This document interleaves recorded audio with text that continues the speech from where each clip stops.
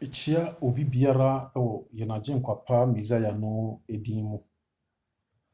Se nanso me no mie no yenya akwanya na yebeche obade no asem. Arafono mo enche na yenaje nkwa no eba. Nia ekoso ewo wiase enyinara edi hu adanse. Eno nti ena waseme ne wo yema yaniba ye ho so. Na yesua obade na asem yebo mpa yesere ne se omma ne ho konkron no ene ye nante wahye ye mbosa na eyemenu mienu na wose ye ma ye ho kwae na ye hwehwe wonam na sem so waka kire wo Matthew chapter 7 verse 7 se mombomu obebie mu monhwehwe na mobehunu mummisa na monsa beka. Yesu asema wo kan no ena ama enne nipa bebre yasori mu baabi biara yewo yena kandifuo nyinara ne wo ka kire yen ne se yen hwehwe sika yen hwehwe japade yen hwehwe Yesu Kristo otwe adwene si honhon konkron ahwehwe no so. Yesu Kristo otwe adwene si enkwagye ahwehwe no eso. He said, "Wa se obeka no wo look wo kire mu ma mu da ho no mu se mumu hwan ena wo ye agya na ne ba ebusa na apata a obema no wo anaso obusa ne pan no a obema no obuo se mu a mu ye nipa empo nim se mu de nipa ema mu ma empre ahene ena mu agya a wo soro no emfa honhon konkron ema wona obisa." Luke chapter 11 verse 9 to 13. Yesu Kristo otwe adwen asi honhon konkron eso. Yesu kasa mu nyinara no wantwe adwen asi ewiase mu niema ne ade so. Na Yesu di adwen si no so se Matthew chapter 6 verse 33 monhwehwe wo soro ahenie ene ne tenene ne kane na medidi aka nyina beka mo. Se yenya Yesu ya yenya bibiara weni ade ye woseme ne wo ye hwehwe ya bra bu hwe se ye wono ana enti wa ma ya kwanya second chance sa kwanya wenye nipa nyina na enya no eno ne ade aya na medwene ho no fi se yakoda aya ne ye doso nyi nyina ne ye sori ye bebre afa wo hawo mu bebre ko wona ntumi anya hwe wo shebo wo ye niema bi wo plane susu niema bi anka obe na wo kina nanso wantumi ansori. Sa second chance we say no dia wasame ne wo hwehwe ene awurade ho konkron no dia wasame ne wo hwehwe ene ho konkron tumi ene na ho odin nyamema ye botaya ye de kwa asori no we wose ye hunu ye botaya die ntira ye kwa asori o Kristo sum ni ho no se me bemu na se me nyame ho se me nyame ho ana me jai da bi Kristo sum ni ho no sa da bi Kristo sum ni ho no se enese ne ayadwene ne yensusu yesitie no o ma ne ho so a makotena asori da no me kwa asori me kope kunu me kope yere me kope ba me kope sika me kope adwuma se emfie bi akiri na se me nsan kan ya na magyan sachira wadwen okun kese da yanim okun no a Yesu Kristo fa mu na nasuafo fa mu na wo kan ho asem kire ye no okun na du e wo se me no sori ye de betimi aboa me akọ ame yetimi akoya nim ene ho konkron no yehia ho konkron so ano yehia se ho konkron no eboa yensiesie ye ma ye ho kwan saa na yenya wonyame nso ano yade yehia pa wayemo mpai yeda wase yena bankese ne angifo ye wanim na nso kasa kire ye fa ye ne awopɛ boy ne akoma ne ye kra nyina ye ntimi mfama wo ene matiefo nyina hye wonsa sesa Yesu bai ye wo haw ye wabebre se ye wamane bebre mu ehia wo ya setena mutumi wura obra wo kasa kire ye yino isere wada se ma ya bra bom sem fataw ye ntimi mfa wasem nya adwuma ma wo nkonkron nya ye mu adwuma o ma wo haw ye hia wo nkonkron no tumi wura fama ye ayarefo nyina se nyina yareye ihira ya wadum nti amen.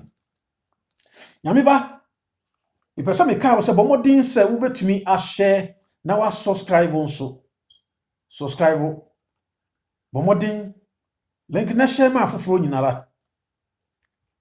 Bible studies with Evangelist Charles. But what didn't so bet me as subscribe. Our prophecies evangelistic ministry so now we. Me person me kai will say ye wo kon kese bi da yanim. Bible di ho dance ye say Kristo Yesu e ka kire ye. I was John chapter 14 verse 1 to 3 no. Se mo mama kuma ntutu. Munyi wo Nyankopon ni na me nso munyi mini. Trambia pi o maje fie. Se nkenti sa nka man kan kire me se me kosiesie ba bia mama. Adenti na Yesu ka kire suafo se mo mama kuma entutu.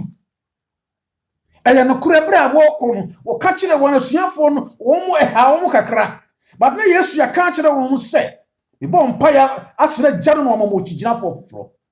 Still na suafo no ha wo mo. John chapter 16 verse 7 no. Wo se eyema mo se mekọ se mankwa a wo chiginafo no emma. Enti mo ma mekọ ma menko. Mo ma menko na mekọ mo wo chiginafo na ba mo nkyɛn.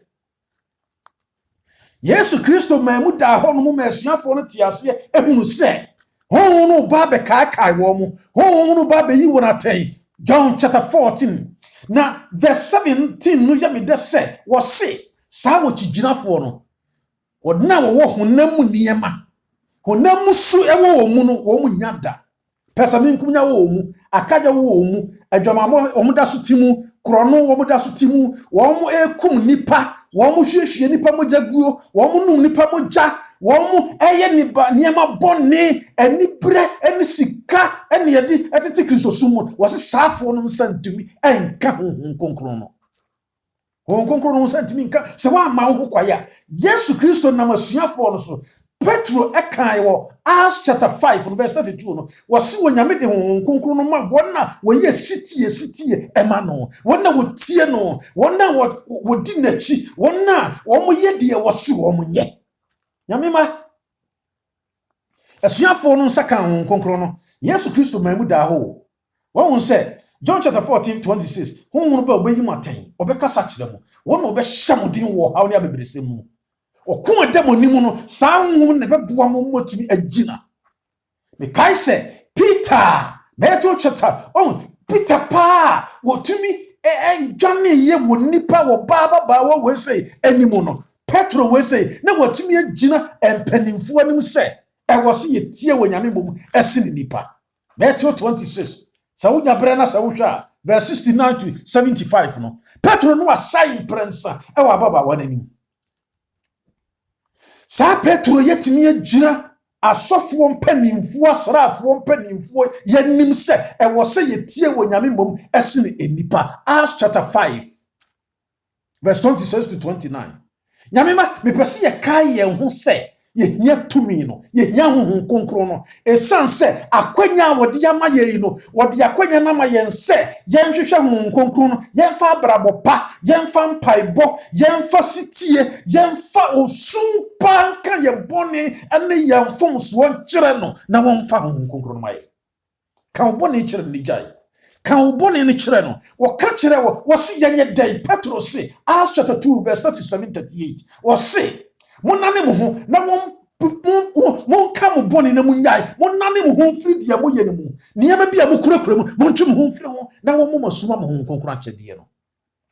nyame ma se ye jai boni ya wo de maye esan se wo ko kese da yanim wo haw ne amane kese da yanim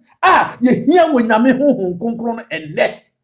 de ekoso wo wiase yi e ma ye hunu se obonefo no ne ne abre sa wo ko aye wo mu sesei no hwe bonsam fa kwan bebre so a ene wodi to nipa free obonu se wodi wo haw ni abebre sani amane agupa so e wa asori dem ena wasa fa kwan bi so ama difuo bi aba ena wodi wo bi ama wo mu enti waka kire wo se solution no wa ha no ko ho no mo awari awunya no solution no wa ha adwuma awunya no solution no wa ha yare awo mu solution no wa e wo di tro ni no ho no waka kire na wo ko na won so yure free sanya Yesu Kristo kan Matthew 4:24 say you see a Kristo for trofo ne di for trofo ebeba ye yure fi ye kwa ni akoto yakoji nsuo no ye kwa ni akoji kawa no ye kwa eye denti na ye saade no ye yure free say was say 2 Corinthians chapter 11 verse 13 going was say a di for trofo was say ohun say a church na fatrofo edi fatrofo adwumaye fatrofo onfa ho se wo be abodin a wo bible mu nyina wo de be ma no nanso abodin a ehun konkron abodin wo no so oni wo de din na to no so ye Kristo ni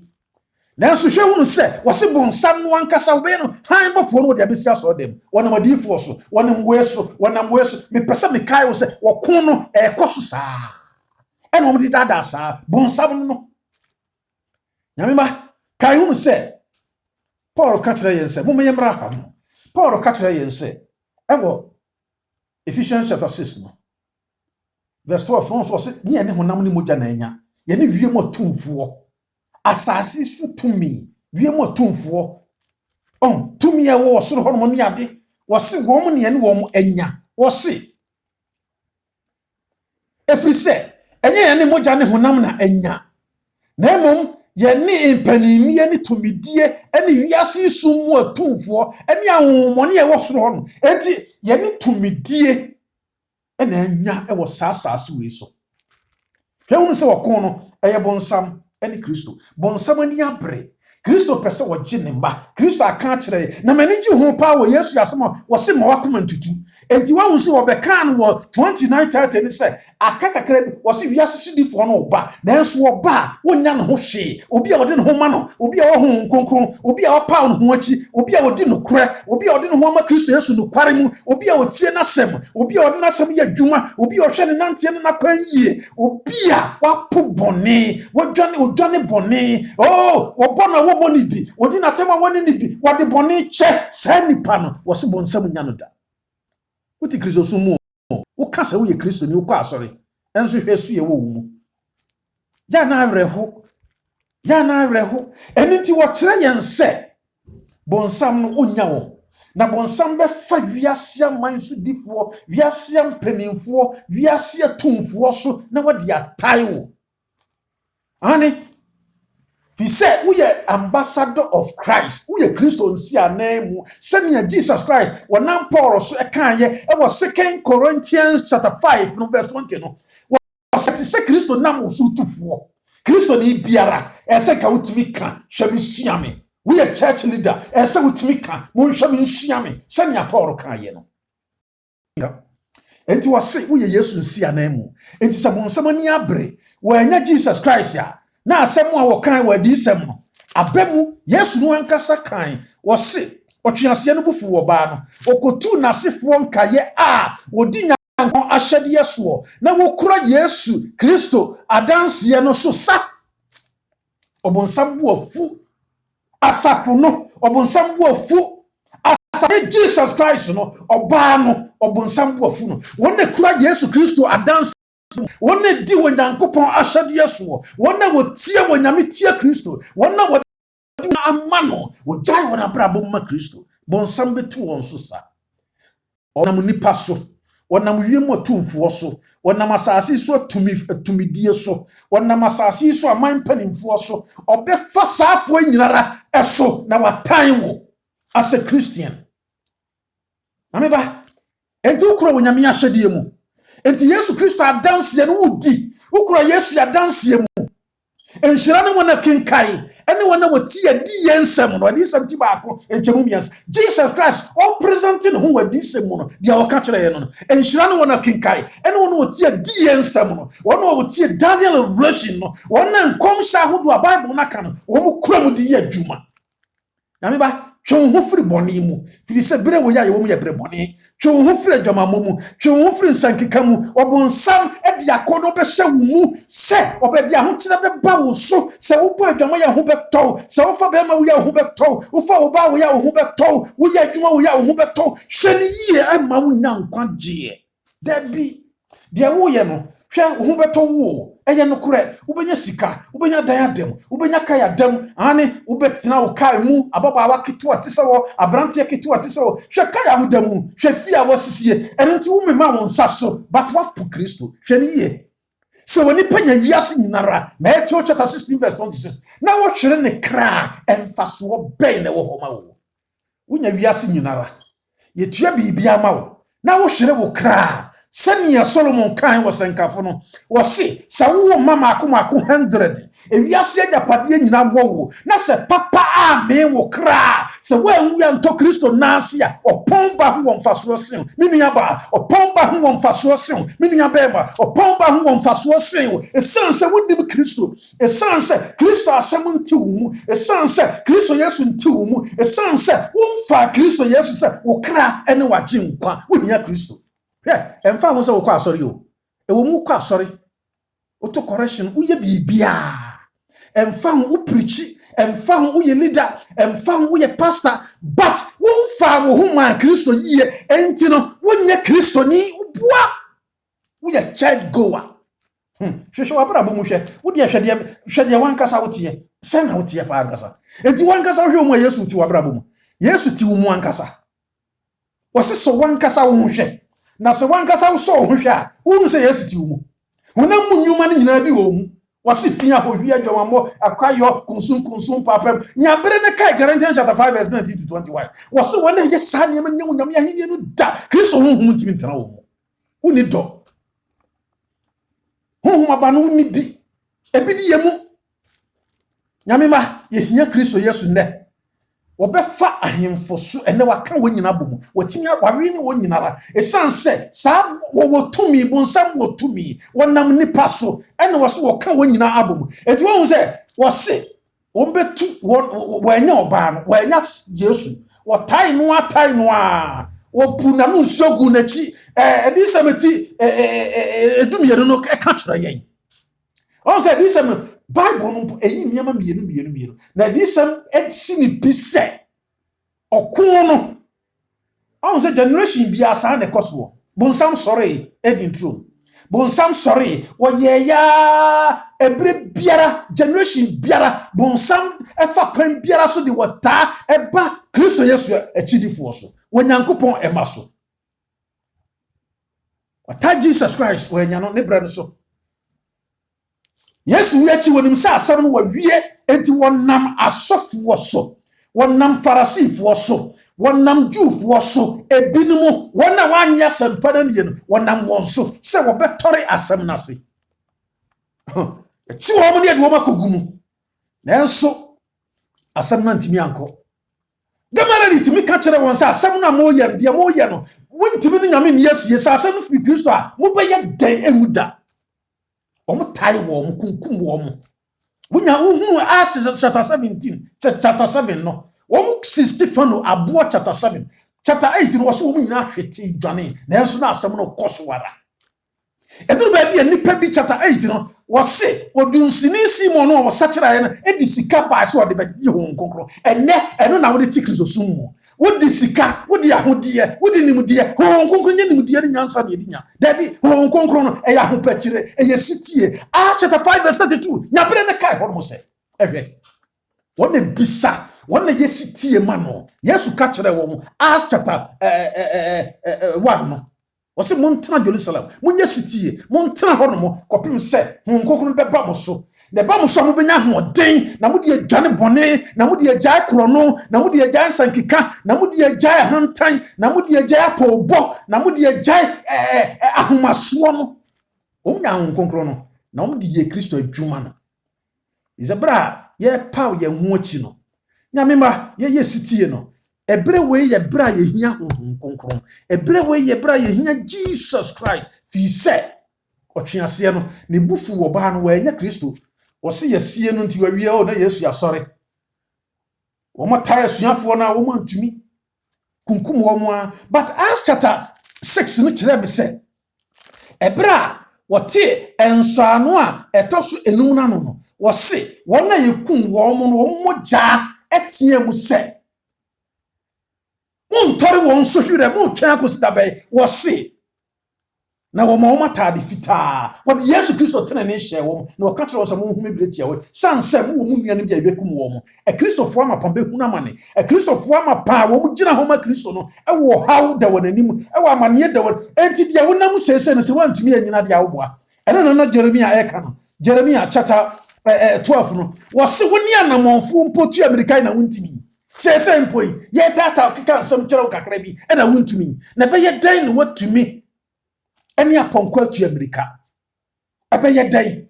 As I see a suit of home point me nanti. Na Jordan call him home ubay day. Or how never be said by ubay day. Sa come kakrena wound to me. Hey, a dianya day. Hey, as a Christian.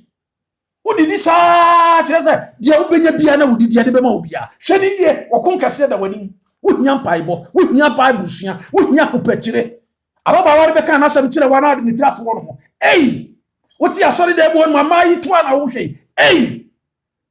Brawe say na ubo. When you don't who so some about way bokwa. I don't know such a wagenda. I don't know when idea woo ye. Sikale Yawo. Braboni we say now born work is so. Huh? Say simple na want to me. Was so what you are bufu obam. Say we a Christo niama padia. Bomodi se obesomu. Ewrade Nyankopon no asem obedi so. Wo Nyankopon ahyede obekure mu. Christo Yesu ya dance ye no obekure mu no amaso. Nyamema was so what you are no ye ya want to me. Enti was say obetu nasefo nkaye. Ah wo mu kura wo Nyame ahyede. Ekura Jesus Christ dance ye no was so otu won so sa. Ona mama mpanimfo so ona mo bibiara so na wose mo hu bretia obi kopim se mu nuanu bi ebekunkum wo mo enti a Christopher amapan wo hawo a Christopher amapan awuo da wo nanim me nua ma for mo eni nti pa wo ho achi ebere nu nie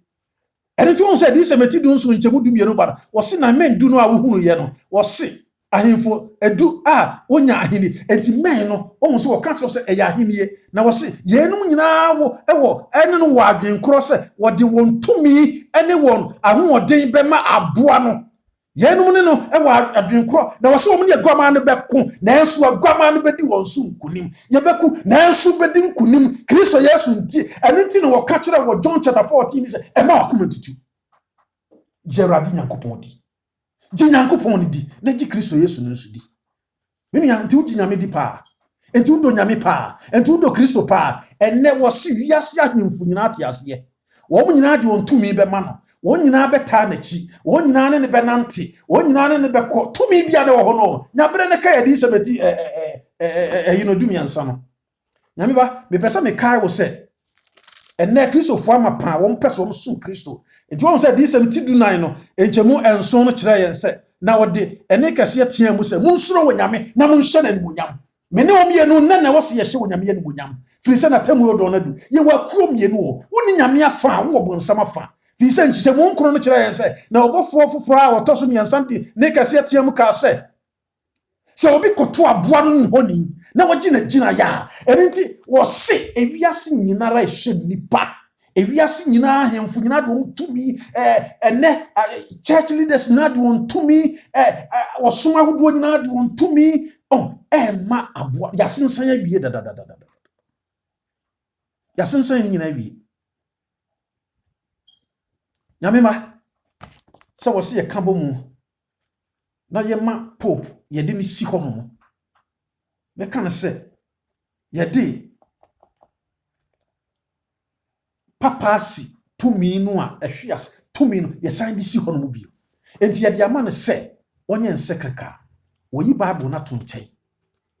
ena wiase nyina de won tumi ama no ena wo bedi wiase nyina so ena wo be sori ye tia wo Nyankopon ema kire se no hwan na wo sum na ye sum mienu ena wo wiase esum mienu na wo twere sem no mu esum mienu na bible ka ho asem esum mienu na enti wonni bonku na wo nifa wontumi nyina mfimfim ma na ye na enene odum bre ne na se wo take wo decision we say you can say enti na First Thessalonians chapter 5 verse 3 kan e bre nipa beka se ye wa asundue ni ahoto no pofrim no say ne beba Yesu Kristo aka se wo haw ni abebre se we nyina beba ensuo behuru ene ho nkron ba nya bre kai Luke chapter 21 verse 11 to 25 yehunu sa ne ma wo nyina o se ye me ne so wiasoro nanso ye se ye kan ye ho abomu ene wiase nyina de etumi ta pope achi se on sorry onu a cha tumi wo yi a sorry wono no wo ka se wan nyi atom a e wo se yi ufra asase so wono no wo ka se freedom of speech no e wo se ye twam enti de ye nya brebie wotumi nka no kore bie nyame ba wonam nipa so bonsam no wo se ni ani honam ni mogya na enya ye ni wiem atumfo ne ahoma enti bonsam nam saa tumi wenu so ene be tai Kristofo amapa won ne kura wonyame ya so enti suro wonyame na hye na monyam kutu wonyame sum wonyame dinasha na hye so dinasam so fanasam ya dwuma ebre no ne ebere papa bia ni wanim biem saa bere we ni bra e wo sa wo sachara wadwen ja wo bone ye saa bere we ni bra e wo sa wo kam ho bom mu di awurade asem ko saa bere we ni bra e wo sa wo treni wo ma saa bere we ni bra e wo sa wo hwe na mo tutuo ye saa bere we ni bra e wo sa wo twon ho firi bone nyinare mu ena Kristofo hwe de ye suban bone ye wo ye mu nyame ma on ka se ye kan ye ho abom abompa ye ama atoyira nkyem nyina agyae Bible na hye ho nkom sa se wiase tumi for nyina de on tumi ebe ma no beta nechi enti on se de ema ya de a homosexual ne ade nyina ye maintain no bone ahodo nyina ye maintain no enne sanka bomu we se ya ekoso ya ye ka ho asem yi no nyame ba obi ntia obi but de ye ka ne se Osum mienu na ebe kosu bonsam be fa nipa so bonsam ehye nyema si wono bonsam ye nyema bia ehu na wo tawo enti obefa wadwuma mu obefa waware mu obefa nyema bebre mu de wo hawa ho kire bi be bawo so